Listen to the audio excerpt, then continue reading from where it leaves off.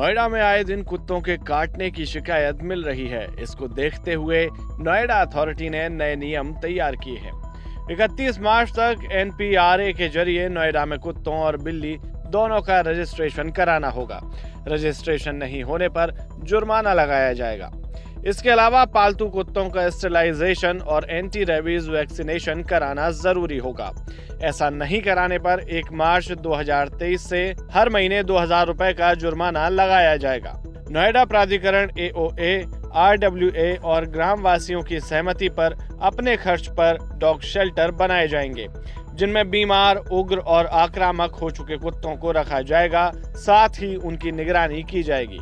इन shelter के रखरखाव की जिम्मेदारी RWA की होगी।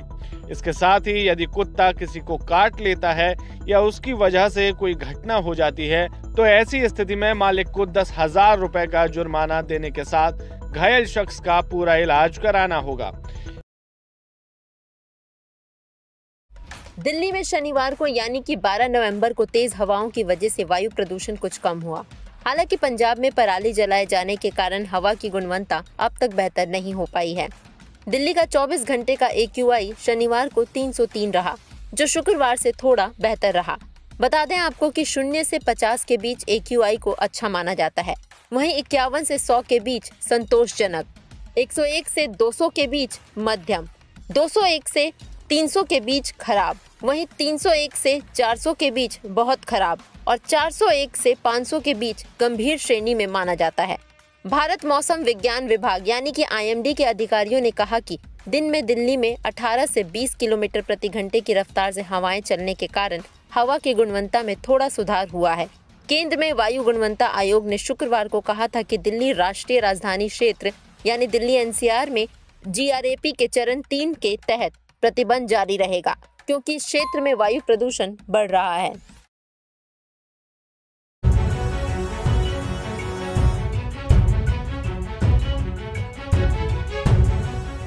उत्तर प्रदेश की मैनपुरी लोकसभा सीट पर उपचुनाव को लेकर सरगर्मियां तेज हो गई हैं।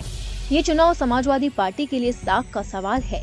वहीं बीजेपी भी इस चुनाव में सपा को मुलायम सिंह यादव के निधन के बाद कड़ी चुनौती देने के लिए तैयार है। इस बीच चुनावी समर में डिम्पल यादव के प्रत्याशी के तौर पर उतरने के बाद समाजवादी कुनबा उनको जीत दिलाने के लिए पूरी तैयारियों में लग गया। दरअसल मैनपुरी मुलायम सिंह यादव का गढ़ है और साल 2014 और 19 के चुनाव में वो यहां से सांसद रहे। उनकी विरासत को आगे बढ़ाते हुए डिम्पल यादव को सपा ने चुनावी मैदान में उतारा। सपा भले ही मैनपुरी सीट को सुरक्षित मान रही है, लेकिन धरती पुत्र की जमीन पर बहू डिम्पल यादव की चुनावी राह आसान नहीं है। पिछले चुनाव में इस लोकसभा सीट पर जीत का अंतर सपा मुखिया अखिलेश यादव को भी परेशान कर रहा है। पिछले चुनाव में भारतीय जनता पार्टी की मजबूती ने मुलायम सिंह यादव की जीत का अंतर लाखों से हजारों में समेट दिया था। ऐसा तब हुआ जब आम चुनाव में सपा को बसपा का साथ मिला था।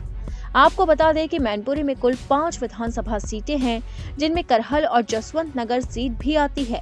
इस पर फिलहाल अखिलेश यादव और शिवपाल यादव विधायक के तौर पर काबिज हैं। इन सीटों पर लगभग 17 लाख मतदाता हैं। आपको बता दें कि सपा संरक्षक मुलायम सिंह यादव के निधन के बाद मैनपुरी लोकसभा सीट खाली हुई। इस सीट पर अब उपचुनाव हो रहा है और 5 दिसंबर को मतदान होगा। ऐसे में देखना होगा कि क्या अखिलेश यादव की पत्नी डिम्पल यादव अपने ससुर की विरासत यानी कि मैनपुरी लोकसभा सीट को बरकरार रख पाती है या फिर ये सीट बीजेपी के खाते में जाती है।